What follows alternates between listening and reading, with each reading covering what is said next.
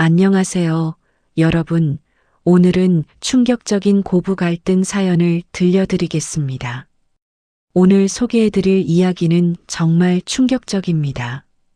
며느리가 시어머니를 폭행죄로 고소하고 손주까지 데려가겠다며 양육권 소송을 걸었다는데요.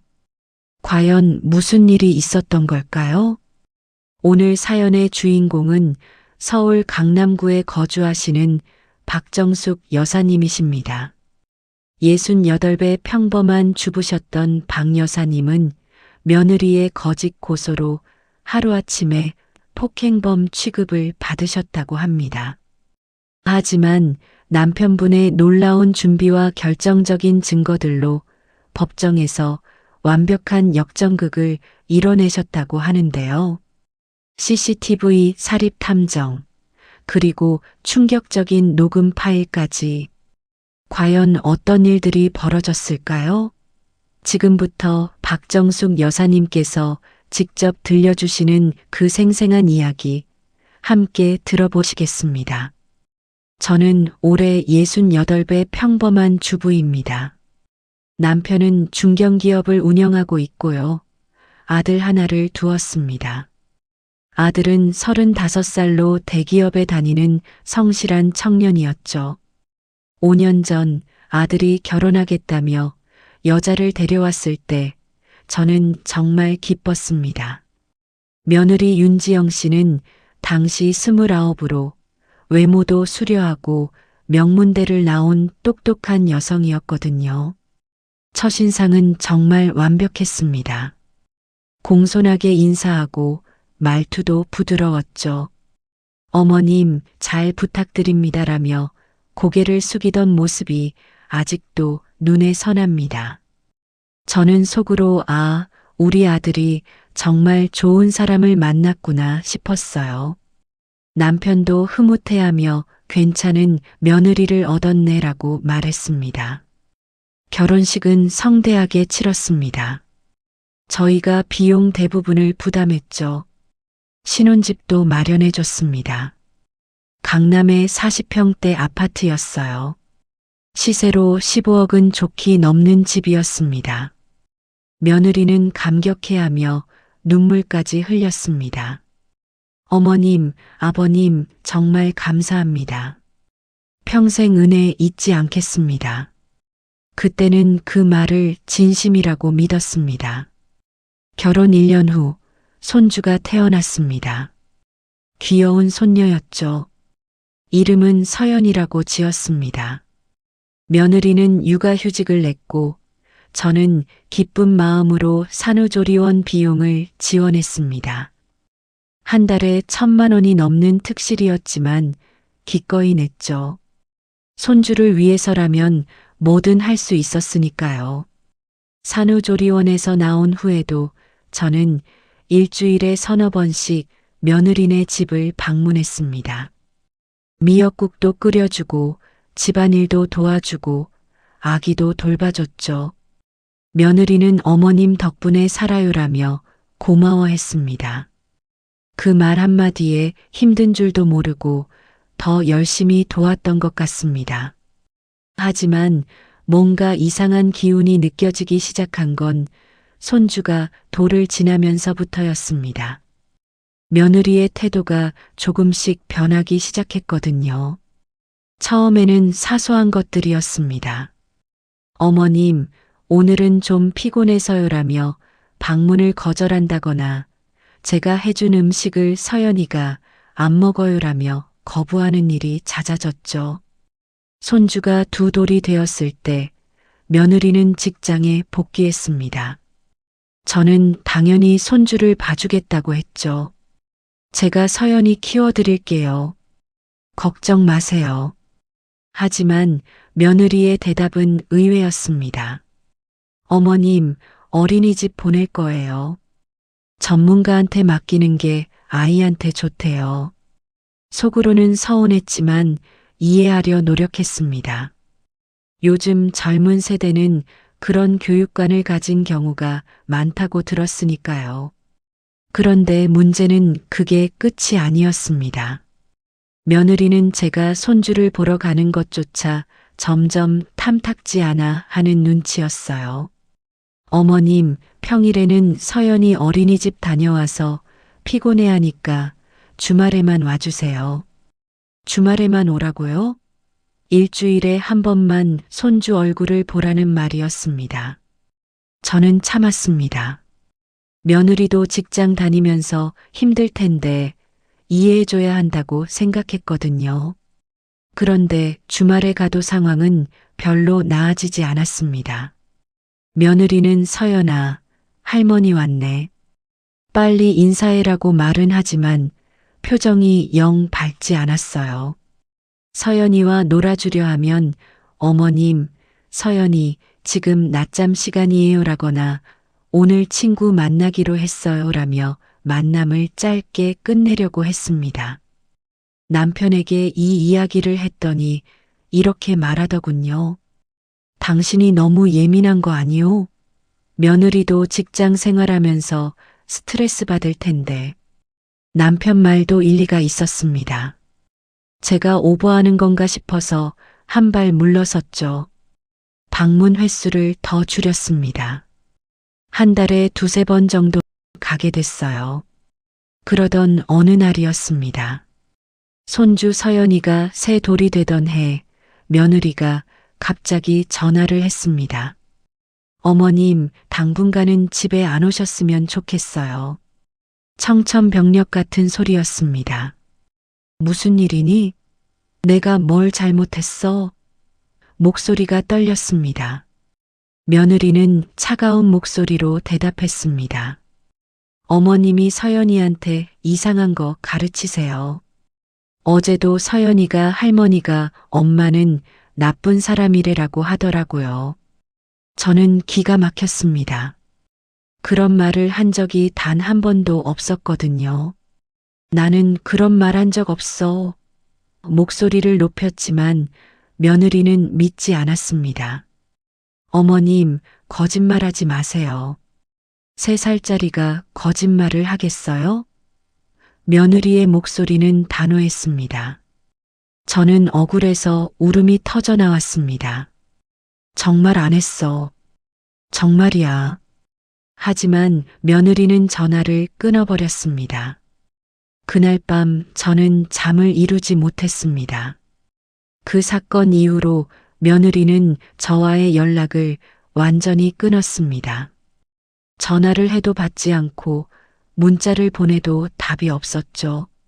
아들에게 연락했더니 엄마 지영이가 많이 힘들어해요. 조금만 기다려주세요라는 답변만 돌아왔습니다. 제 아들마저 며느리 편을 드는 것 같았어요. 한 달이 지나고 2달이 지났습니다. 손주 얼굴을 볼 수 없다는 게 이렇게 고통스러운 줄 몰랐습니다. 밤마다 서연이 생각에 눈물을 흘렸죠. 남편은 직접 찾아가 봐라고 했지만 며느리가 거부하는데 무작정 갈 수도 없는 노릇이었습니다. 그러던 어느 날 충격적인 일이 벌어졌습니다. 경찰서에서 전화가 온 겁니다. 박정숙 여사님 맞으십니까? 폭행 혐의로 고소당하셨는데요. 폭행이라고요? 저는 귀를 의심했습니다. 무슨 말씀이세요? 제가 누굴 때렸다는 거죠? 경찰은 차분히 설명했습니다. 며느리분께서 시어머니로부터 지속적인 폭행과 언어폭력을 당했다고 고소하셨습니다. 조사받으러 나오셔야 합니다. 머리가 하얘졌습니다. 며느리가 저를 고소했다고요? 손 한 번 댄 적 없는데요. 남편에게 급히 전화를 걸었습니다. 남편도 경악했습니다. 말도 안 돼. 당신이 지영이한테 손찌검을 했을 리가 없잖소. 그날 저녁 우리 부부는 경찰서로 향했습니다. 가는 내내 손이 떨렸습니다. 이게 대체 무슨 일인가 싶었죠. 경찰서에서 조사를 받았습니다. 며느리의 주장은 황당했습니다. 지난 3년간 지속적으로 폭행당했고 욕설도 들었으며 심지어 서연이 앞에서도 그랬다는 겁니다. 저는 억울함에 목소리를 높였습니다. 거짓말이에요. 단 한 번도 그런 적 없어요. 하지만 며느리는 진단서까지 제출했습니다. 스트레스성 불안장애라는 진단이 적혀 있었죠. 시어머니의 지속적인 학대로 인한 정신적 트라우마라는 소견서까지 있었습니다. 담당 경찰관은 저를 의심의 눈초리로 바라봤어요. 마치 제가 정말로 며느리를 괴롭힌 악독한 시어머니인 것처럼요. 더 놀라운 것은 며느리가 아들과 함께 가정법원의 손주 양육권 소송까지 제기했다는 사실이었습니다. 시댁의 학대로부터 아이를 보호하기 위해 친권자인 부모가 전적으로 양육하고 조부모의 면접교 조건을 제안해 달라는 내용이었죠. 집으로 돌아온 저는 그날 밤 처음으로 남편 앞에서 무너져 내렸습니다. 여보, 나 정말 안 했어요. 진짜로 한 번도 그런 적 없어요. 남편은 저를 꼭 안아주며 말했습니다. 나는 당신을 믿소. 40년을 함께 살았는데 당신이 어떤 사람인지 내가 모르겠소? 남편은 그날 밤 무언가를 결심한 듯 했습니다. 여보, 이대로 당할 수는 없소. 우리도 준비를 해야겠소. 다음 날부터 남편은 움직이기 시작했습니다. 가장 먼저 한 일은 변호사를 선임하는 것이었죠. 형사 전문 변호사와 가사 전문 변호사 2명을 동시에 고용했습니다. 변호사들은 사건을 검토한 후 이렇게 말했습니다. 현재로서는 고소인의 진술과 진단서가 있어서 불리합니다. 객관적인 증거가 필요합니다. 객관적인 증거라니요? 없었던 일을 어떻게 증명할 수 있단 말입니까? 남편은 다음으로 사립탐정사무소를 찾아갔습니다. 며느리의 일상을 조사해 주시오. 뭔가 이상한 점이 분명히 있을 겁니다. 탐정은 비용이 만만치 않다고 했지만 남편은 개의치 않았습니다. 돈은 문제가 아니오. 제대로 조사해 주시오. 저는 남편에게 물었습니다. 여보, 이렇게까지 해야 할까요? 그냥 시간이 지나면. 남편은 고개를 저었습니다. 안 돼요. 이건 당신의 명예가 걸린 문제요. 그리고 우리 손주 서연이를 위해서라도 진실을 밝혀야 하오. 며칠 후 남편은 또 다른 조치를 취했습니다. 우리 집 곳곳에 CCTV를 설치한 겁니다. 이제부터 모든 게 기록될 거요. 혹시라도 지영이가 우리 집에 오게 되면 그때의 상황이 모두 녹화될 거요. 저는 이해가 되지 않았습니다. 며느리가 우리 집에 올 일이 있겠어요? 남편은 의미심장한 미소를 지었습니다. 곧 알게 될 거요. 그리고 며칠 후 남편은 아들에게 전화를 걸었습니다. 너희 어머니가 많이 아프시다. 병원에 입원하셨어. 서연이라도 한번 보여줄 수 없겠니? 물론 제가 입원한 건 거짓말이었습니다. 하지만 며느리를 우리 집으로 끌어내기 위한 미끼였죠. 놀랍게도 며느리는 서연이를 데리고 왔습니다. 아마 병든 시어머니를 문병하러 손주를 데려간 착한 며느리라는 이미지를 만들고 싶었던 것 같습니다. 그날 우리 집의 모든 CCTV는 작동하고 있었습니다. 거실, 주방, 심지어 현관까지요. 며느리는 들어오자마자 서연이에게 말했습니다. 서연아, 할머니 어디 아프신지 여쭤봐. 서연이는 순수한 눈으로 저를 바라보며 물었습니다. 할머니, 어디 아파요? 저는 연기를 했습니다. 할머니 괜찮아. 서연이 보니까 다 나았어. 그런데 며느리의 다음 행동은 충격적이었습니다. 서연이가 화장실에 간 사이 며느리가 갑자기 제게 다가와서는 작은 목소리로 말했습니다. 어머님, 제가 원하는 건 간단해요. 강남 아파트 명의를 제 앞으로 돌려주세요. 그리고 매달 1,000만 원씩 생활비 주시고요. 그러면 고소 취하해 드릴게요. 저는 귀를 의심했습니다. 15억짜리 아파트를 달라고요? 게다가 매달 1,000만 원이라니요? 그게 무슨 소리니? 목소리가 떨렸습니다.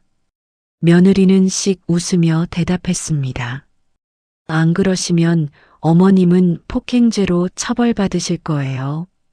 손주도 평생 못 보시고요. 너 지금 협박하는 거니? 제 목소리가 커졌습니다. 며느리는 태연하게 말했습니다. 협박이 아니라 제안이에요. 어머님이 선택하세요. 재산 넘기고 편하게 사시든지 아니면 감옥 가시든지. 그 순간 화장실 문이 열리며 서연이가 나왔습니다. 며느리는 재빨리 표정을 바꿔 환하게 웃었습니다. 어머님, 그럼 저희 이만 가볼게요. 많이 쉬세요. 며느리는 서연이 손을 잡고 현관으로 향했습니다. 문을 나서면서 뒤돌아보더니 의미심장한 눈빛을 보냈죠. 잘 생각해 보세요, 어머님. 문이 닫혔습니다. 저는 그 자리에 주저앉아 버렸어요. 남편이 서재에서 나왔습니다. 다 녹음됐소? 남편은 고개를 끄덕였습니다. 물론이요. 영상도 음성도 완벽하게 녹화됐소.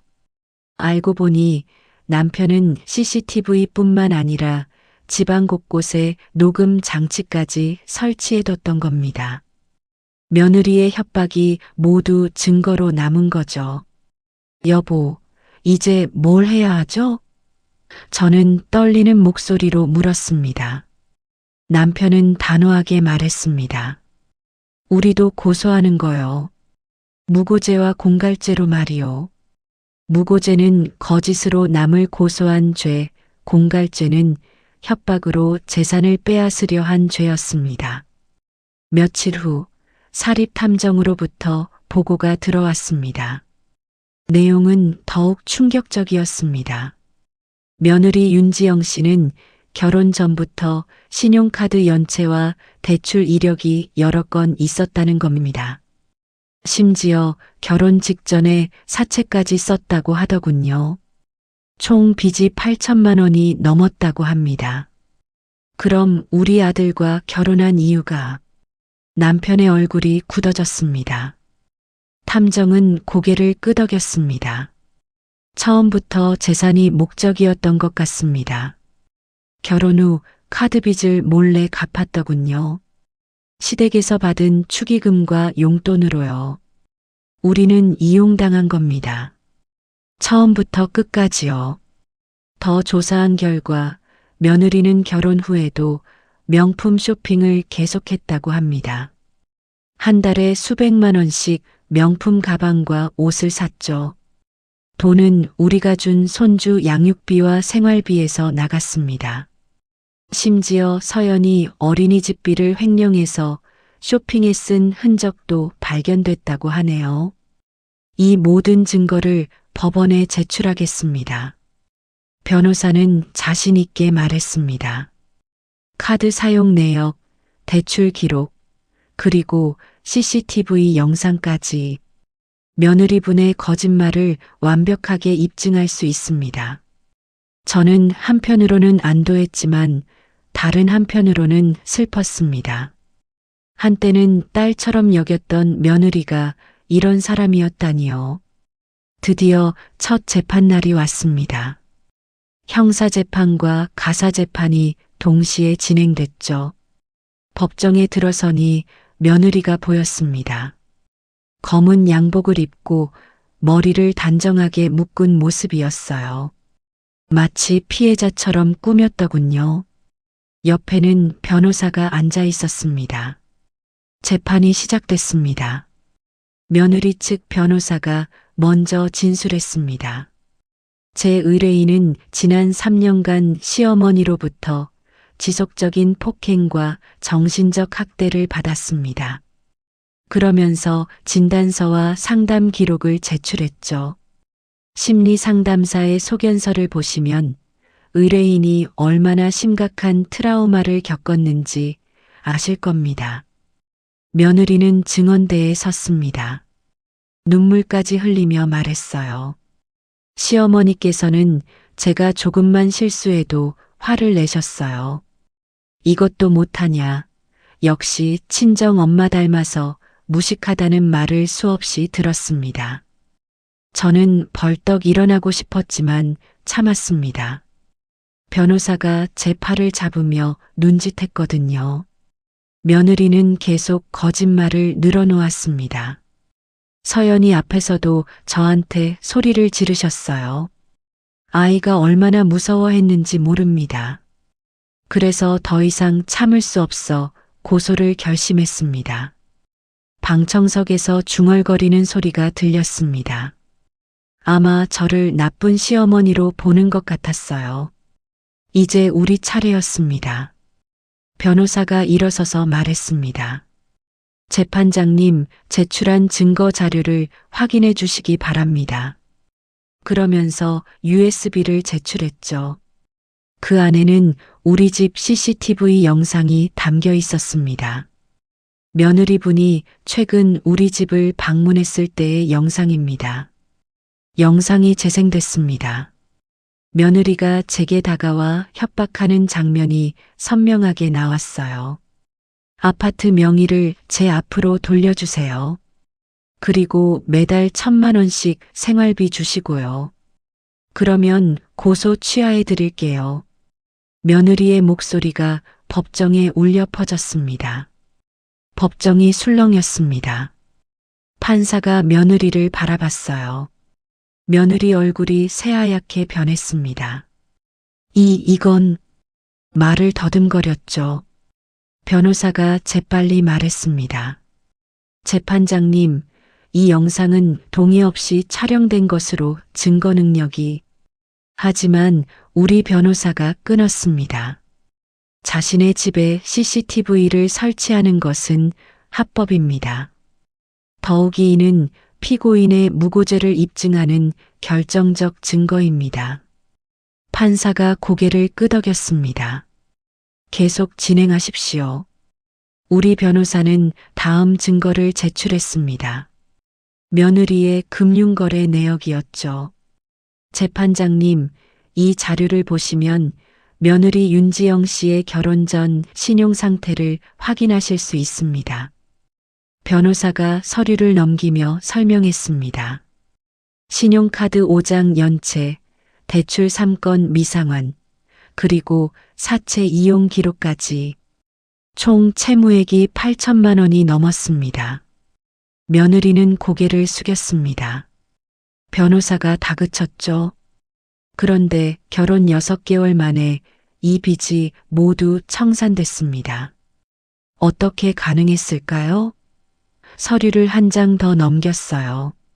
시댁으로부터 받은 축의금 3천만 원, 명절 용돈, 손주 양육비 명목으로 받은 돈들로 갚았더군요.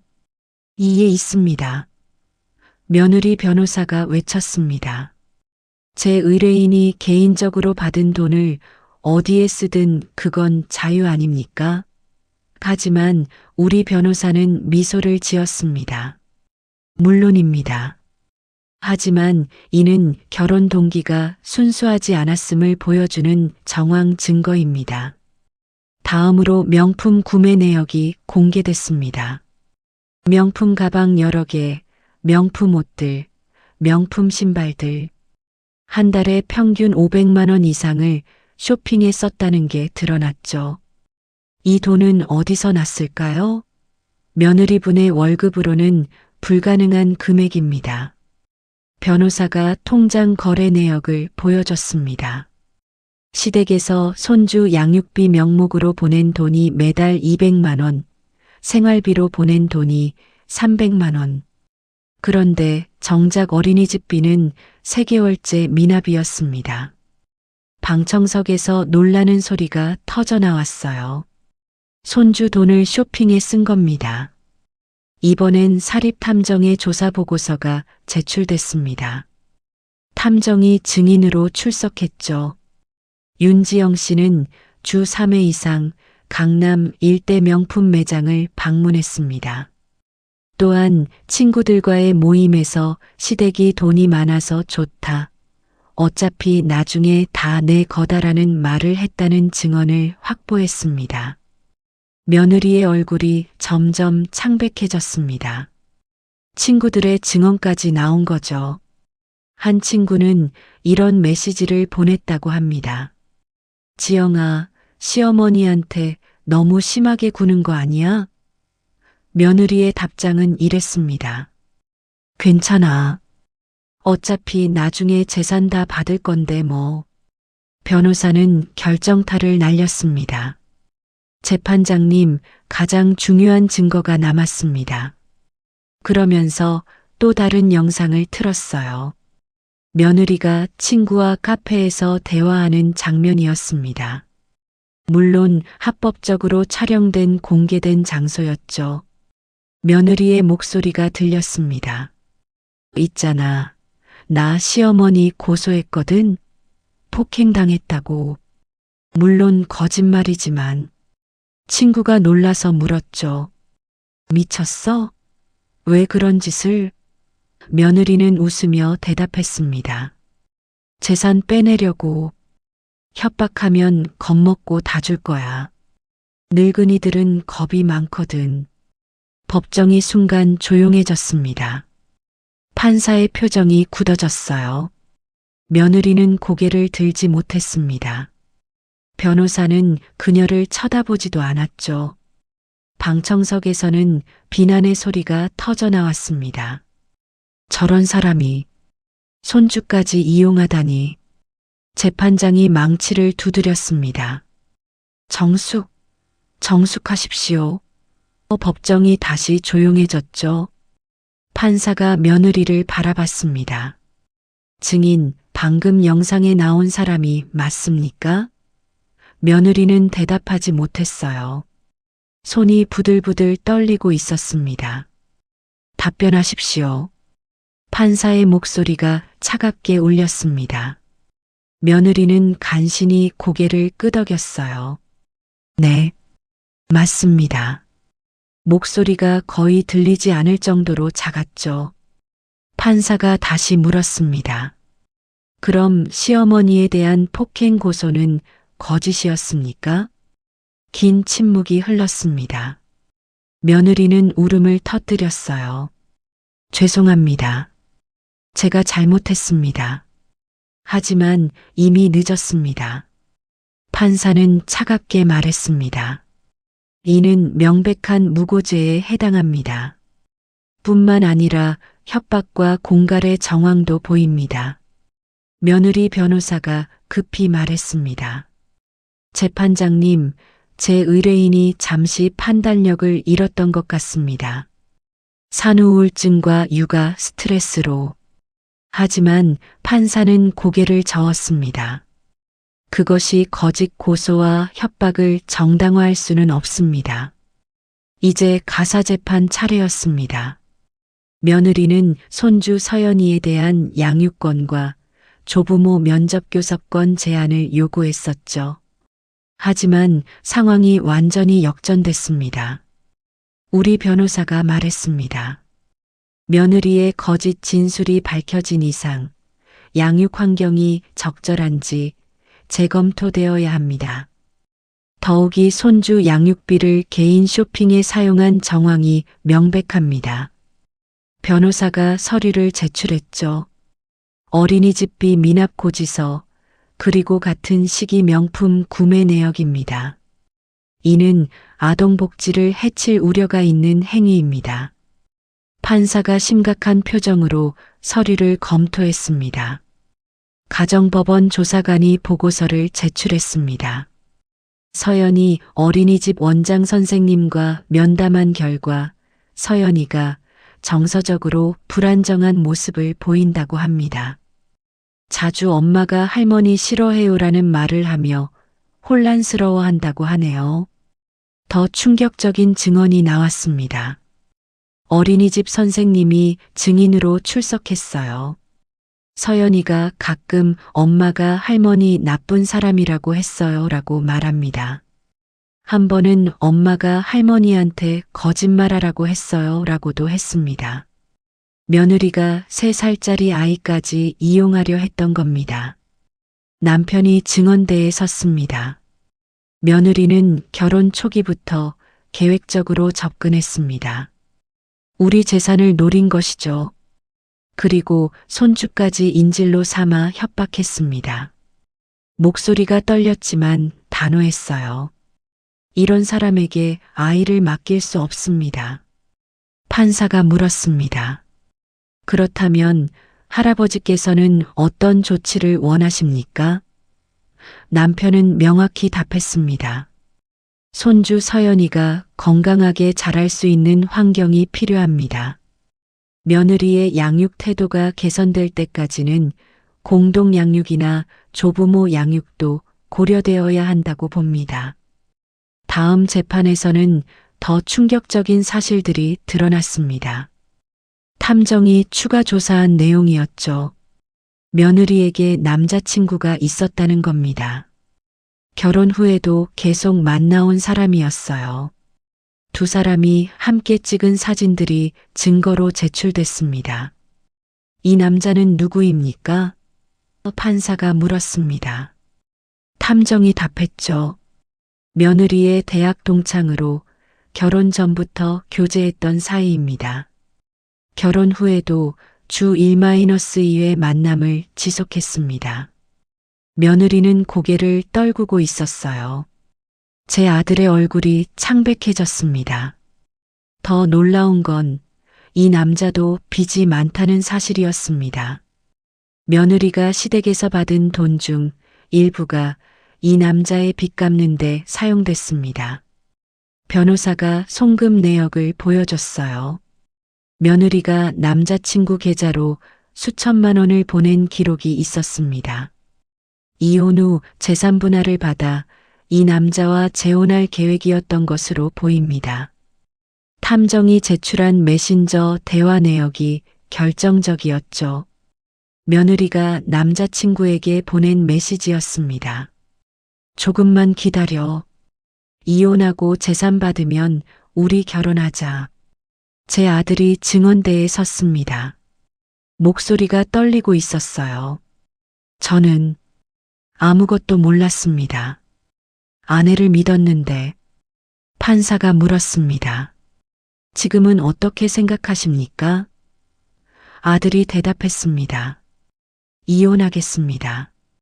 더 이상 함께 살 수 없습니다. 며느리가 벌떡 일어났습니다. 오빠, 나 진짜 사랑했어. 그 사람은 그냥. 하지만 아들은 고개를 돌렸습니다. 그만해요. 더 이상 듣고 싶지 않아요. 며느리는 주저앉으며 울었지만 아무도 동정하지 않았습니다. 거짓말과 배신의 대가였죠. 판사가 최종 의견을 물었습니다. 우리 변호사가 일어섰어요.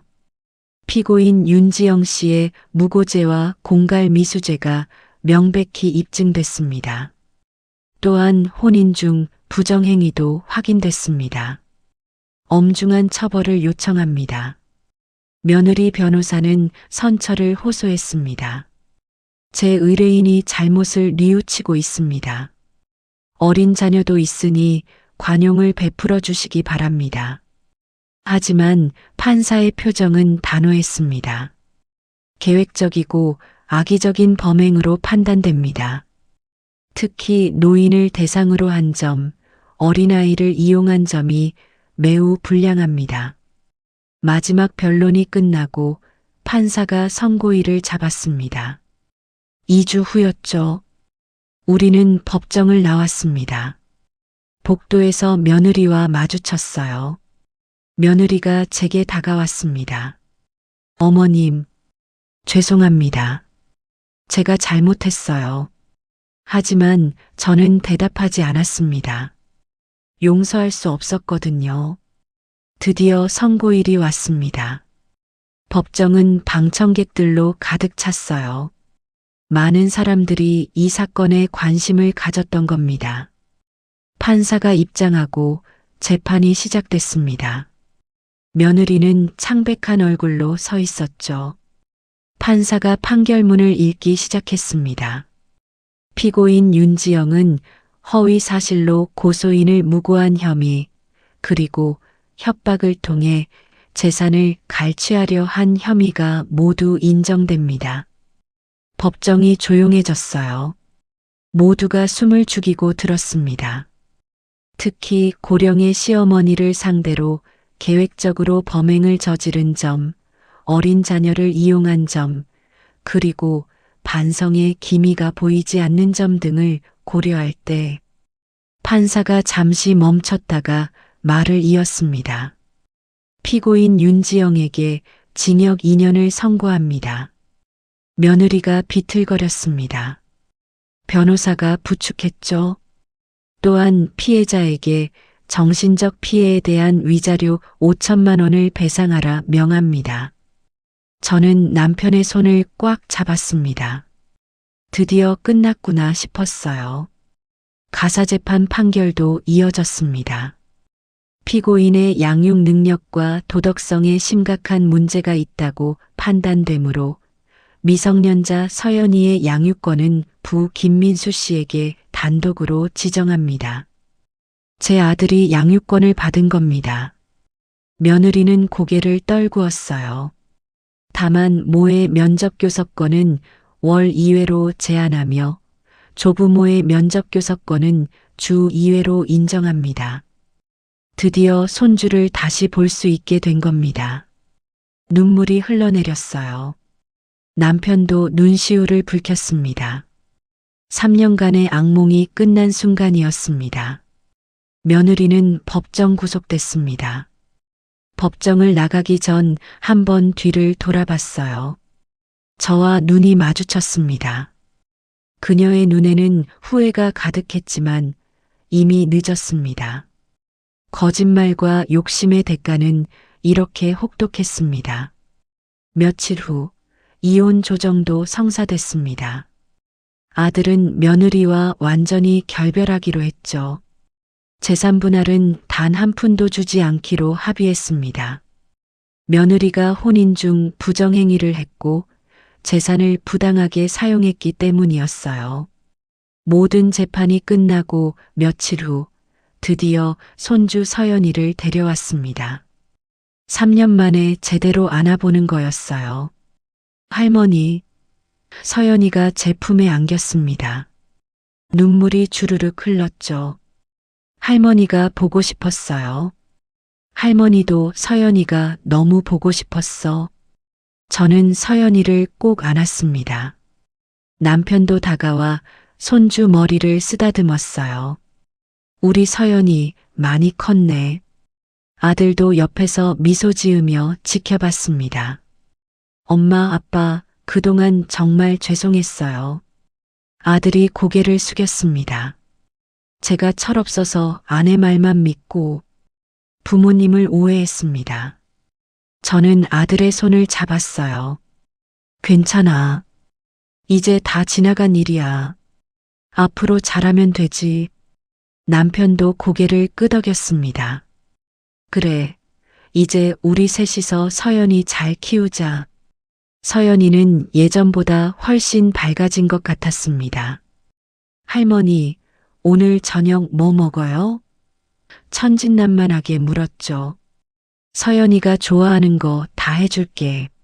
뭐 먹고 싶어? 떡볶이요. 서연이가 환하게 웃었습니다. 그 웃음을 보니 그간의 고생이 다 보상받는 기분이었어요. 저녁 식사를 함께 했습니다. 오랜만에 가족이 한자리에 모였죠. 서연이는 할아버지가 해주는 이야기에 깔깔 웃었고 아들은 오랜만에 편안한 표정을 지었습니다. 이런 평범한 일상이 이렇게 소중한 줄 몰랐어요. 며칠 후 아들이 새로운 결심을 말했습니다. 엄마, 아빠, 저 서연이랑 같이 이 집으로 이사 올까 해요. 저는 놀랐습니다. 정말이니? 아들이 고개를 끄덕였어요. 네, 서연이도 할머니, 할아버지랑 같이 살고 싶대요. 저도 그게 좋을 것 같아요. 남편이 기뻐하며 말했습니다. 그거 좋은 생각이네. 우리 집 3층이 비어 있잖아. 거기 쓰면 돼. 우리 집은 3층짜리 단독주택이었거든요. 아들 가족이 함께 살기에 충분한 공간이었죠. 이렇게 3대가 함께 사는 새로운 삶이 시작됐습니다. 서연이는 매일 할머니, 할아버지 방에 놀러 왔습니다. 할머니, 책 읽어주세요. 동화책을 들고 오곤 했죠. 저는 기쁜 마음으로 책을 읽어줬어요. 이런 평범한 일상이 얼마나 소중한지 이제 알 것 같았습니다. 시간이 흐르면서 아들도 점점 밝아졌습니다. 엄마, 회사에서 승진했어요. 좋은 소식을 가져오기도 했죠. 이혼의 상처는 있었지만 가족의 사랑으로 조금씩 치유되고 있었습니다. 서연이가 있어 더 힘을 낼 수 있었던 것 같아요. 어느 날 서연이가 물었습니다. 할머니, 엄마는 언제 와요? 그 순간 가슴이 철렁했죠. 어떻게 대답해야 할지 고민됐습니다. 서연아, 엄마는 지금 멀리 계셔. 나중에 만날 수 있을 거야. 아이에게 진실을 다 말할 수는 없었으니까요. 서연이는 고개를 끄덕였습니다. 괜찮아요. 할머니, 할아버지, 아빠가 있으니까 안 외로워요. 천진난만한 대답에 마음이 아팠지만 한편으로는 안도했습니다. 아이가 건강하게 자라고 있다는 게 느껴졌거든요. 남편과 저녁 산책을 하며 이야기를 나눴습니다. 여보, 당신이 그때 포기하지 않아서 정말 다행이요. 남편이 제 손을 잡으며 말했습니다. 우리 손주를 위해서라도 끝까지 싸워야 했소. 진실은 결국 밝혀지는 법이니까. 그래도 당신 덕분이에요. 당신이 그렇게 철저하게 준비하지 않았다면 저는 고개를 저었습니다. 우린 아직도 고통받고 있었을 거예요. 남편은 미소 지었어요. 이제 그런 생각하지 마시오. 앞으로만 보는 거요. 그로부터 1년이 흘렀습니다. 서연이는 이제 5살이 됐어요. 유치원에 다니며 친구들도 많이 사귀었죠. 밝고 건강하게 자라고 있습니다. 가끔 엄마를 찾기는 하지만 예전보다 훨씬 덜합니다. 우리의 사랑이 그 빈자리를 채워주고 있는 것 같아요. 아들은 새로운 사람을 만나기 시작했습니다. 회사 동료의 소개로 만난 여성분이에요. 착하고 성실한 분이라고 하더군요. 저는 조심스럽게 응원하고 있습니다. 이번엔 진짜 좋은 사람을 만나기를 바랄 뿐이죠. 며느리는 감옥에서 복역 중입니다. 가끔 면회 신청을 한다고 하는데 아들은 단 한 번도 가지 않았어요. 서연이 면접 교섭권도 포기했다고 합니다. 스스로 선택한 길이니 어쩔 수 없죠. 거짓말의 대가는 이렇게 혹독합니다. 저는 이 경험을 통해 많은 것을 배웠습니다.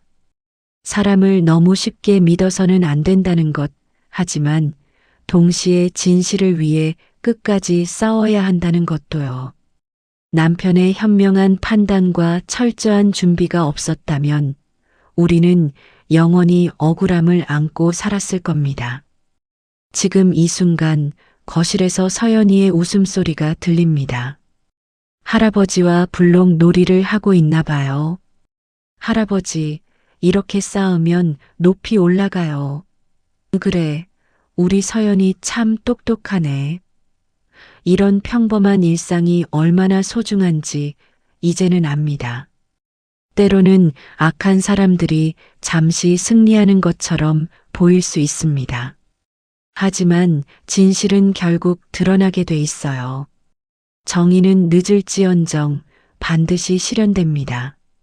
저희 가족이 그 증거입니다. 포기하지 않고 끝까지 싸웠기에 지금의 평화를 되찾을 수 있었죠. 여러분도 억울한 일을 당하신다면 절대 포기하지 마세요. 진실을 밝히기 위해 최선을 다하시길 바랍니다. 증거를 확보하고 전문가의 도움을 받으세요. 그리고 끝까지 싸우세요. 정의는 반드시 여러분 편이 될 겁니다. 지금도 저는 서연이가 자라는 모습을 보며 행복을 느낍니다. 할머니 사랑해요. 서연이가 달려와 안기며 말하죠. 할머니도 서연이 사랑해. 이 순간을 위해 모든 고통을 겪을 가치가 있었습니다. 우리 가족은 이제 진짜 행복합니다.